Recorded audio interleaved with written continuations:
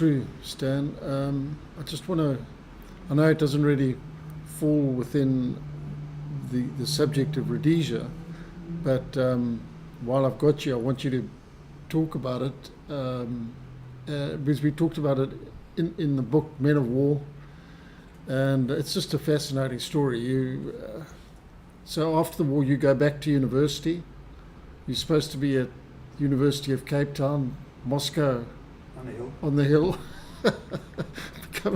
becoming a good left winger, and suddenly you pop off to the Seychelles. Just Yeah. Well, the blooming brief history.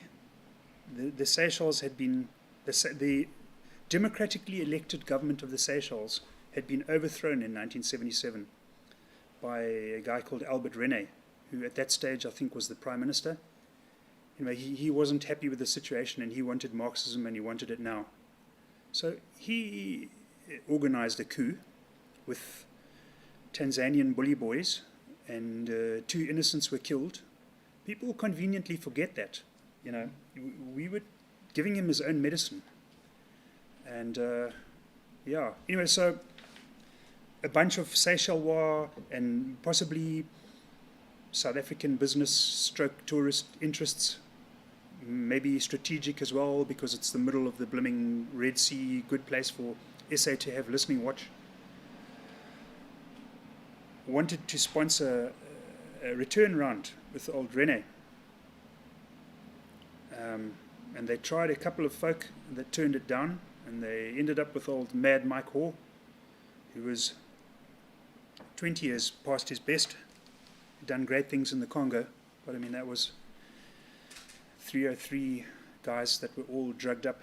Now we're against reasonably well-trained chaps with modern Comintern weapons. So they offered Mike whatever they offered him, and they said, okay, get a team together and go and sort out Albert Rene. And he said, okay, we'll give this a go. And he started recruiting a whole bunch of guys. And I was called by my friend Japi, who just finished his recce's. And of course, Durban was where they were a lot of them were still milling around, wondering what to do now. And their center of gravity being the Bluff. And he said, no, there's work of a military nature, and it's going to pay 10 grand. I mean, you have to multiply that into modern figures. It's probably close to $1 million of today's money. Today's rand, anyway. And you're a poor university student? Well, yes, poor university student. And, one of these Zimbos that was allowed 50 rand a month or something, unless you did fly-by-night work instead of maths, biology, and chemistry. But I mean, the chemistry was, here's this bloody bully who got in by a coup. I've got no problems with kicking his ass. We were told we were right-wing terrorists and, the poor Seychelles war and Mr. Rene in particular. Take your sobbing somewhere else. He needed his ass kicked. And so there was no problem with motivation. But one thing I am very embarrassed about, I should say, was the lack of looking into the planning. I mean, we planned everything in the squadron, down to the last bloody bullet, probably. And we didn't ask any of the pertinent questions. You just caught up in this wave of enthusiasm, surrounded by a lot of good operators, which made a big difference. And if they think it's fine, then it must be fine. And he was looking at me thinking exactly the same thing. What about prisoners? What about backup? They say the Kenyans are going to support this thing. What? From Kenya? Really? Oh, jeez. And ammo. We said, no, we're going to have rockets and grenades and stuff that are going to go in by yacht. Then the night before they said, there's no yacht because they've been checking boats in the harbour. So we're taking our own stuff in. You could have heard a pin drop in that place. 2 guys immediately said, that's it. We all should have said immediately, that's it. But the same thing, that herd instinct. You know, you're looking at the hard operators and you say, no, we've been through a lot of shit before. I mean, come on, can't be that bad. They say it's a holiday island with a bunch of blooming half-trained Tanzanians. So there we went. So off you go with AKs. AK-47s and 2 magazines, 60 rounds for a coup. In your carry-on bag. In our bags. And funnily enough, these bags had all been prepped already. The K-light had been cut out and everything. It wasn't a decision that happened overnight. They'd led us down the garden path with this blooming yacht with heavy weapons story. And only 2 guys had the gumption to say, that is it, I'm out of here. Yeah. Anyway, so we flew into this.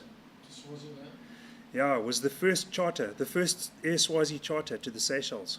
We had the whole aircraft, so nothing was even checked. They just chucked the stuff in the hold and headed off for Seychelles. Well, via the Comores. You land at... We landed at Comores. Somebody got on or somebody got off. And of course, the armchair experts will all have it that, yeah, no, it was that was the guy that was informing all the Seychelles while, you know, that we were on the way. A lot of crap. They weren't expecting us. Anyway, so we get there on the ground. Everyone's now less humorous and less full of wit and sweating like buggery, as you do in a tropical climate and with this adrenaline pumping. An aircraft full of guys, 3/4 of which were young men, lean, young, aggressive men. That just something wasn't holiday about this group of people. If I was a customs officer, my hair would have been up like a bloody dog. Anyway, customs officer had the same impression, and he said, I have to check some of this kit at least. And the bags were so poorly put together, you know, scratch, scratch, scratch, rip, rip, rip. Here, all of a sudden, is this long foresight looking at him, saying, children's toys? Yeah. Because you were supposed to be a charitable rugby. Well, the Ancient Order of Frothblowers was a group that was started after the First War, and they were guys that did charitable things. You know, they collected money and gave to orphans and visited underprivileged, and anyway, so we took on this title, or Mike Howard found it somewhere, the Venerable Order of Frothblowers, because they yeah, well, that was one of them. I mean, we were going to visit the brewery and the topless beaches and all sorts of things. Yeah, I thought, but the only beach I visited was, well, I didn't even get onto the beach, actually. Didn't get further than the airport. Yeah. It was not our finest hour. So customs... And everyone that wasn't there has a good chuckle, and I'm not allowed to say anything, and I probably wouldn't. Stan, so the weapons found in a bag, then what? Phew. By now, one of the guys that was through already realized this is going to kick off. Well, he actually kicked it off, but he said, what do we do now? I mean, the customs chap is taking, I think it was Kevin Beck, one of the recce guys, to the office to phone Victoria and get the cops down and everything, and we said, oh, this is no good. So the guy had assembled his weapon already, and he put one round through this customs officer's shoulder. But he hadn't done, there's a combat expression for, you know, the backdrop. I can't remember it now. The round went straight through his shoulder into Johan Fritz's chest. Yeah, and Johan didn't make it. But now we're sitting with this, okay, what now? And Mike Hoare didn't have a plan. He said, okay, well, we must get down to the southern end of the airstrip, because that's where the army base is, and we can just sort of break in there and get weapons and stuff. You know, it was all pretty straightforward. So, a whole bunch of guys. Yeah, no, I'd realized that it was going down as well. So they were the hotel employee or the blooming mini combi driver was diligently putting our kit on top of the vehicle. And then I said, no, it's getting off again, because the guys want to access their hardware, you know. And he was like, and then, of course, the first bang, he was into the bush like mobile swastika. Yeah. So now the shooting starts. Well, there was just that one round. You know, the press would have it. We were all charging around, spraying everything with ammo. First of all, at what would we have shot? And secondly, when you've only got 60, you don't spray anything anywhere. So they said, okay, well, let's have a call sign for the bottom of the runway. You know, hands up, fucking you, and you. And they all bailed into the combi and went down to see what additional ordnance they could get. The camp at the bottom of the runway. Yeah. So they arrived there and said, excuse me, would you guys mind opening the gates? And the four guys, I think there were four of them, according to legend, said, I don't think so. I'm not opening for anyone. And also, here's something for you to think about. They hit Charlie Dukes in the arm. They hit blooming Saluso, who ended up in jail there. Aubrey Brooks. They hit Aubrey Brooks in the thigh. That was quite a bad wound. And that was it. They didn't get further than that with their blooming 60 rounds. They decided, okay, there's only, for whatever there were, 6 or 7 of them. One badly wounded guy. And Charlie sort of leaking quite a bit. I said, okay, well, clearly we're not going to get in here. So let's go back and join the others. One little thing I forgot to mention was that Hoare was not in the combi. He decided to join the team in his car that he'd hired, or that had been hired for him, in which was a briefcase with all our bloody details in it. Talk about OPSEC. So the Seychelles War had that. They knew everybody that was involved in this thing. So the guys that stayed there trying to become tourists again, I mean, the cover was blown on them already. Jeez. Ah, so then the guys come back to the airport. What now? Not too sure. Colonel Mad Mike, any ideas? No ideas from him. So the senior guys of ours, the ex-Zimbies and the ex-Recce boys, were together and trying to make whatever plan they could make, just to bunker down or get ready, because surely the shit was going to hit the fan. Certainly the next morning, if not during the night. So I was on the roadblock from Victoria to the north. We stopped a few vehicles and gathered up all these people and sent them into the holding centre. One vehicle we stopped, unfortunately, we didn't realize, contained the commander of the aforementioned barracks at the southern end. I don't know what help he could have or would have been, because it was such a cluster.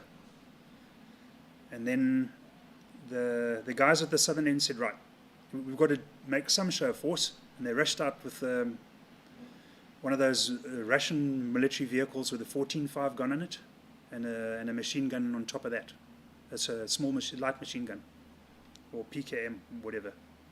So this thing came charging down the runway and let off a whole lot of rounds at the control tower. I think Vernon Princely was in there at the time with the air traffic controller, and the air traffic controller just disappeared into one of those metal rubbish bins, pulled the lid down, and that's where he remained until probably after we'd left. So the guys abandoned the not very hospitable control tower, and then it came around the northern end and started revving us on the other side.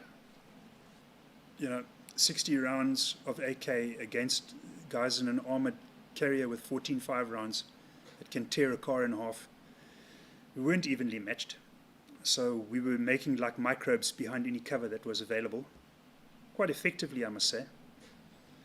And then they were looking for us, and then went in because the rain had started now. The tropics, the sun had gone down, and it went from bright day to pitch black in about 10 minutes.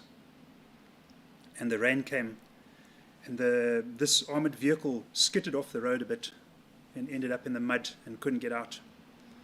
So 2 of the more courageous fellows rushed up and smeared the window with mud so they couldn't see where they were going.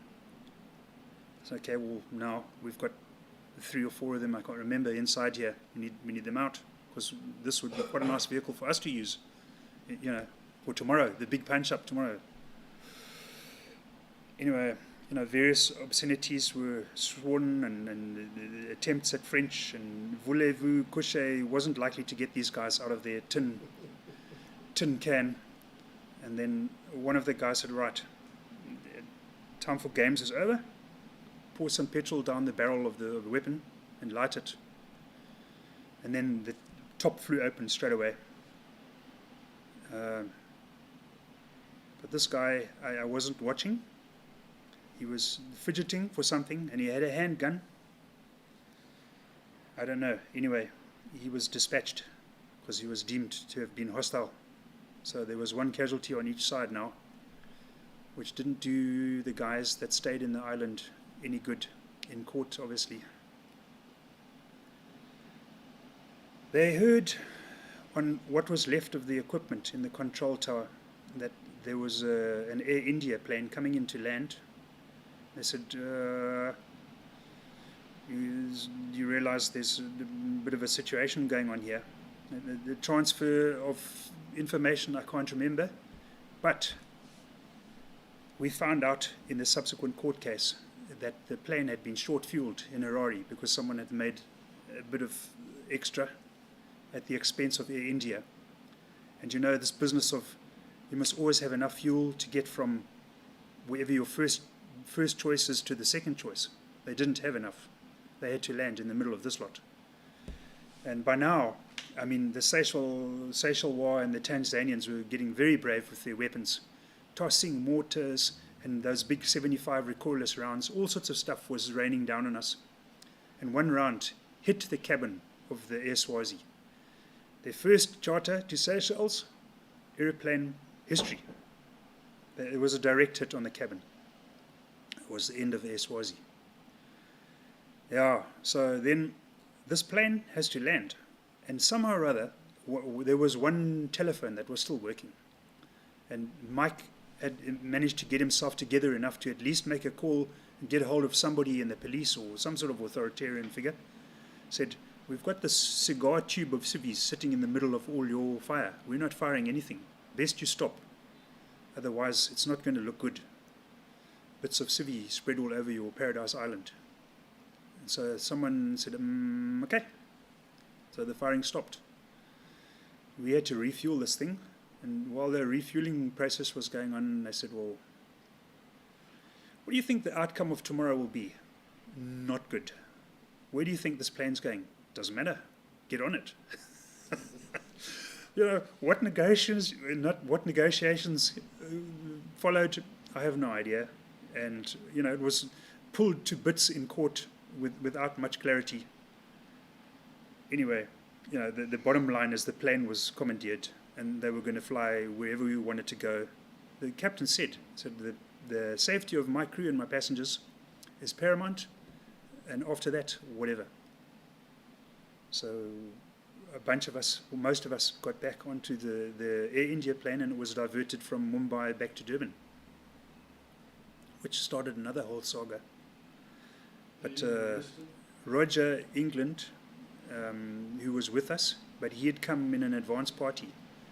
So ignorant of the whole bloody operational details which was in the car by the southern barracks. He said, no, I'm just going to go back to being a civvy because I know nothing about you people who came here this afternoon. And, you know, there was fair thinking. But with their information, they rounded them all up. And Aubrey had been so badly wounded that, you know, he'd been on his way back to the airport buildings while they were still trying to chat nicely to the guards, and he'd collapsed and become unconscious, and we couldn't run around in the bush looking for him. Jerry Purin was also lurking in the bush with a bloody broken ankle or something. Yeah, anyway, so we departed, and then that was the end of a very ugly. We lost a guy that we shouldn't have lost, and it was so poorly planned. We're just lucky that so many of us came out of it. And arrested on arrival in Durban? Yeah, Well, after 4 hours sitting in the plane, we were arrested. As you know, the balls went round and round and up and down, and the jugglers did their thing. Then we were accused of. No, well, we weren't accused of anything at first. We just went to Zonderwater prison where they took statements of all of us, having not informed us of our rights or anything. What rights? You guys just stole an aircraft. So then they got all our stories and let us go, but kept our passports, of course. And then the charges were only laid 2 months later.